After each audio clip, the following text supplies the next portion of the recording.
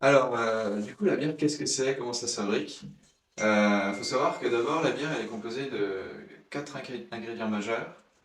L'eau, voilà, c'est une évidence, mais la bière, il y a une majorité d'eau, Au 95%, moins au moins 95%. 95%.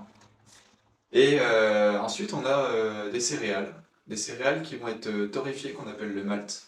Donc, ils vont être torréfiés pour donner certains arômes.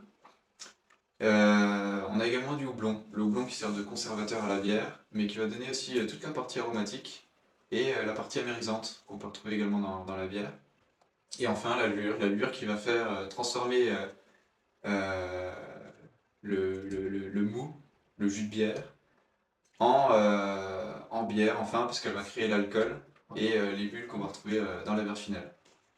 Et ensuite, du coup, on a la production. Donc, comment on transforme tous ces ingrédients en bière? Donc la première étape, donc, ça va être de peser nos grains, puis de les concasser. Une fois du coup le grain qu'on aura bien concassé, on va pouvoir le mettre dans une grosse casserole en fait qu'on aura fait chauffer au préalable. L'intérêt donc en fait c'est qu'on va pouvoir mettre notre grain pour faire une infusion et en fonction des différentes températures qu'on va utiliser, on va extraire plus ou moins des sucres différents. Donc c'est là tout le travail du brasseur. Donc c'est faut être très rigoureux donc, sur cette étape pour avoir un produit stable. Euh, Après, donc cette étape, c'est qu'on a fait infuser notre grain. Donc le but, ça va être de séparer du coup nos céréales qu'on a concassées du jus. Donc on a un système avec une grille. Donc le grain est au-dessus. On a notre grille qui vient filtrer. Et nous, on va extraire par décantation du coup le jus de bière qu'on appelle le mou. Donc on va l'extraire pour l'emmener dans une autre cuve. En même temps, donc on va rincer avec une troisième cuve, parce qu'on brasse avec trois cuves. Donc c'est qu'on va récupérer un maximum de sucre, on va rincer un maximum donc, nos céréales. Une fois cette étape terminée, on met tout donc dans cette fameuse troisième cuve où c'est qu'on va pouvoir mettre en ébullition.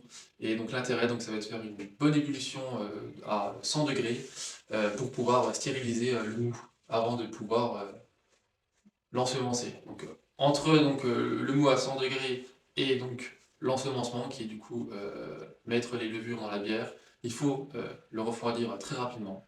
Donc on va le passer de 100 degrés à 20 degrés.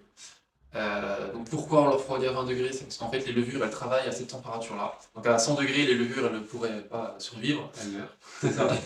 Donc on refroidit très rapidement notre jus de bière, notre mou, pour pouvoir ensuite l'ensemencer, donc mettre nos levures.